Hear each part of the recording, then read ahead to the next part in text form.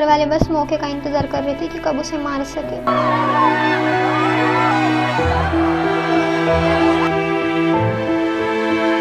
जातीयवादातून नांदेडमध्ये सक्षम ताटे या 20 वर्षीय तरुणाची झालेली हत्या आणि त्याच्या हत्येनंतर त्याच्या प्रेयसीने त्याच्या मृतदेहासोबत केलेलं लग्न हे प्रकरण राज्यात प्रचंड तापलं।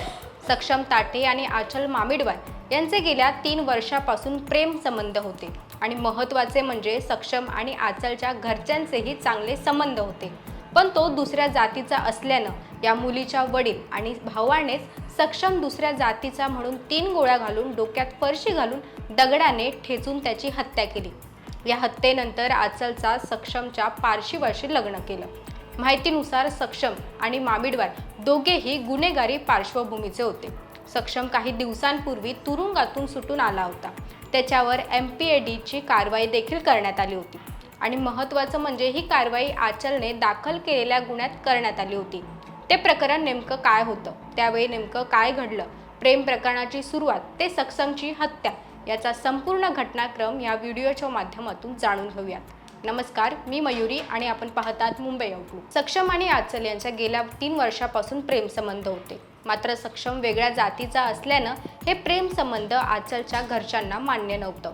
आचल मामिडवार हिचे सक्षम ताटेसोबत मागील 3 वर्षापासून प्रेम संबंध सुरू झाले। सुरुवातीला इंस्टाग्रामवर दोघांची ओळख झाली, त्यानंतर त्याने तिच्या वडिलांनी आणि मुलीच्या भावासोबत ओळख निर्माण केली। घरी देखील येणं जाणं वाढलं। सक्षमचा 1 डिसेंबर रोजी वाढदिवस होता। वाढदिवसानंतर आम्ही दोघे पळून जाऊन लग्न करणार होतो। आम्ही लग्न करण्याचं ठरवलं होतं। आम्ही जेव्हा पण भेटायचो त्यावेळी मी त्याला लग्नासंदर्भात बोलत होते। त्याच्या वाढदिवसानंतर आम्ही पळून जाऊन लग्न करणार होतो, मात्र त्यानं माझ्या वडिलांचा कायम आदर करत आपण सर्वांची परवानगी घेऊन लग्न करू असा विश्वास तो मला द्यायचा, पण आमच्या प्रेमाबद्दल घरच्यांना समजल्यानंतर विरोध करत घात केला। दरम्यान माझ्यासाठी तो धर्म स्वीकारणार होता असा धक्कादायक खुलासा आचल हिने केला होता। मेरे घर वालों को पता चल गया था और वो जय भीम वाला होने की वजह से मेरे घर वालों ने साफ साफ मना कर दिया था उसके साथ शादी के लिए। वो जय भीम वाला है, हम हिंदू है, इसीलिए उसे बोला था कि अगर तुझे मेरी बेटी से शादी करनी है तो तुझे हमारा हिंदू धर्म में आना पड़ेगा। तो वो मेरे लिए ये भी करने के लिए तैयार हुआ था। मेरे घर वाले बस मौके का इंतजार कर रहे थे कि कब उसे मार सके। सक्षम ताटे जेलमधून सुटून आल्यानंतर माझ्या कुटुंबातील लोक त्याच्या खुनाचा कट रचत होते असं आचलने सांगितलं। आमच्या प्रेमासंबंधाला विरोध असल्याने माझ्या वडिलांनी आणि भावाने सक्षमला मारले, पण ते हरले आणि माझा प्रियकर मरून देखील जिंकला। आपल्या वडिलांना आणि भावाला फाशीची शिक्षा व्हावी असं मागणीही आचलने केली आहे। या प्रकरणात आता आणखी मोठा धक्कादायक खुलासा झाला आहे। सक्षमची हत्या होण्याचे 2 तास आधी आचलची आई जयश्री मामिडवार सक्षमच्या घरी गेल्याची माहिती समोर येत आहे। तेथे जाऊन तिने सक्षमला धमकी दिली आणि आमच्या पोरीपासून दूर राहा असं सांगितलं। यानंतर अवघ्या 2 तासांनी सक्षम ताटे याची आचल मामिडवार हिच्या वडिलांनी आणि भावांनी हत्या केली।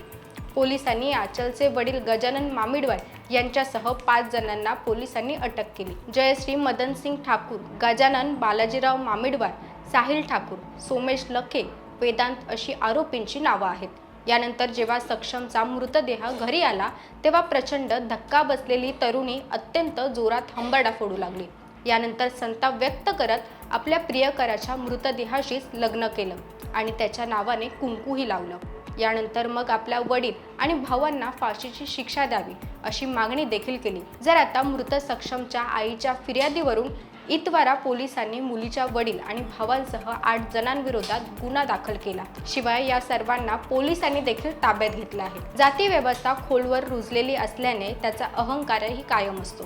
सामाजिक प्रतिष्ठेतून बदनामीच्या धोरणाने अशा घटना घडत असतात। उच्च जातीच्या कठोर नियम त्याला बरेचदा कारण ठरले आहेत। याशिवाय पुरुषप्रधान समाज रचनेमुळे महिलांनाच नेहमी विचारलं जातं। कौटुंबिक मालकीची भावना अजूनही घट्ट रुजलेली आहे।